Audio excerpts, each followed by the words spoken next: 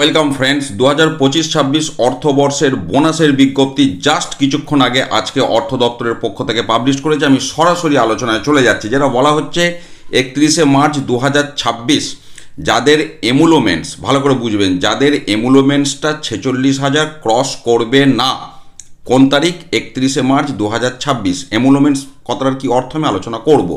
তারা বোনাস পাবেন এবং সেই বোনাসের পরিমাণটা হচ্ছে 7,400 টাকা। অর্থাৎ 31শে মার্চ 2026 যাদের এমুলোমেন্টসটা 46,000 পর্যন্ত, তারা 7,400 টাকা বোনাস পাবেন। এছাড়াও অনেকে পাবেন, আমি সেটা এবার আলোচনায় যাচ্ছি।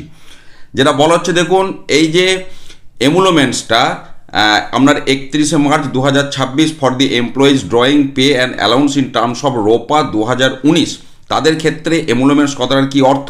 না, এমুলোমেন্টস মানে হচ্ছে pay in the pay matrix, অর্থাৎ লেভেল অনুযায়ী পে ম্যাট্রিক্স থেকে যেটা পে পাচ্ছেন, মানে বেসিক পে, সোজা কথায় রিভাইজড পে স্ট্রাকচারে যেটা বেসিক পে, তার সাথে ডিআরএস অ্যালাউন্স যোগ হবে এবং যদি নন প্র্যাকটিসিং অ্যালাউন্স যারা পায় সেই নন প্র্যাকটিসিং অ্যালাউন্সটা যোগ হবে। অর্থাৎ 31শে মার্চ 2026 আপনার যা বেসিক, তার সাথে ডিএ যোগ হবে আর নন প্র্যাকটিসিং অ্যালাউন্স যদি থাকে সেটা যোগ হবে।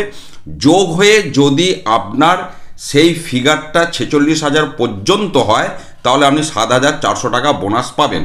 এটা গেল এক প্রস্থ বিষয়। আচ্ছা, এবার আমি চলে যাচ্ছি এখানে 2-এর পয়েন্টটা। দেখা গেল ডিএ পাওয়ার জন্য বা প্রমোশন বা আপনার 18 ইয়ার্স বেনিফিট, এই সমস্ত হবার জন্য 31শে মার্চ 2026 এমুলোমেন্টসটা 46,000 ক্রস করে যাচ্ছে। কিন্তু 2025-26 অর্থবর্ষে যে কোনো 6 মাস, এটা মনে রাখবেন, এটা কিন্তু টানা 6 মাস নয়, যে কোনো 6 মাস যদি আপনার এমুলোমেন্টসটা 46,000 পর্যন্ত হয় বা তার কম হয়, সেক্ষেত্রেও কিন্তু আপনি ওই 7,400 টাকাই বোনাস পাবেন। এখানে পরিষ্কার বলা হচ্ছে প্রমোশন, ইনক্রিমেন্টের জন্য বা কেরিয়ার অ্যাডভান্সমেন্ট স্কিম, ডিএ বাড়ার জন্য যদি কারোর এই 46,000 এমুলোমেন্টসটা 31শে মার্চ 2026 ক্রস করে যায়, কিন্তু দেখা গেল তিনি 2025-26 অর্থবর্ষের যে 12টা মাস, তার মধ্যে যে কোনো 6 মাস তার এমুলোমেন্টস 46,000 বা তার কম ছিল, তাহলেও তিনি পুরো 7,400 টাকাই বোনাস পাবেন। এবারে চলে যাচ্ছি সেই জায়গাটায় যে দেখা গেল 2025-26 অর্থবর্ষে কেউ চাকরিতে জয়েন করেছেন বা এর মাঝে কেউ রিটায়ার করেছেন। সেক্ষেত্রে নিয়মটা কি? যদি তিনি টানা 6 মাস, অ্যাটলিস্ট 6 মান্থ কন্টিনিউয়াস সার্ভিস, এক্ষেত্রে কিন্তু সার্ভিসটা কন্টিনিউয়াস হতে হবে। তো যদি তিনি টানা 6 মাস চাকরি করে থাকেন 25-26 অর্থবর্ষের ওই 12 মাসের মধ্যে, তাহলেও তিনি বোনাস পাবেন। কিন্তু তিনি 7,400 টাকা পুরোপুরি বোনাস নাও পেতে পারেন। তার ক্ষেত্রে যে হিসাবটা হবে সেটা হচ্ছে 31শে মার্চ 2026 বা ডেট অফ রিটায়ারমেন্ট যেটা, সেই দিন তার যা এমুলোমেন্টস, তার সাথে যতগুলো মাস তিনি চাকরি করছেন ভাজিত 12, এই হিসাবে যে ফিগারটা দাঁড়াবে বা 7,400 টাকা যেটা ন্যূনতম হচ্ছে, সেই অ্যামাউন্টটা আপনি পাবেন।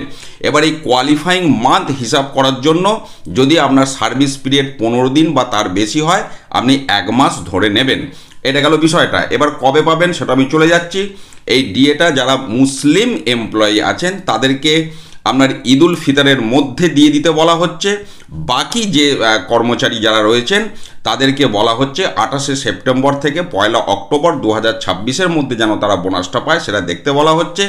যদি কোনো কারণে কেউ বোনাস না পেয়ে থাকে, সেক্ষেত্রে বলা হচ্ছে যত দ্রুত সম্ভব সেটা যেন ব্যবস্থা করা হয়।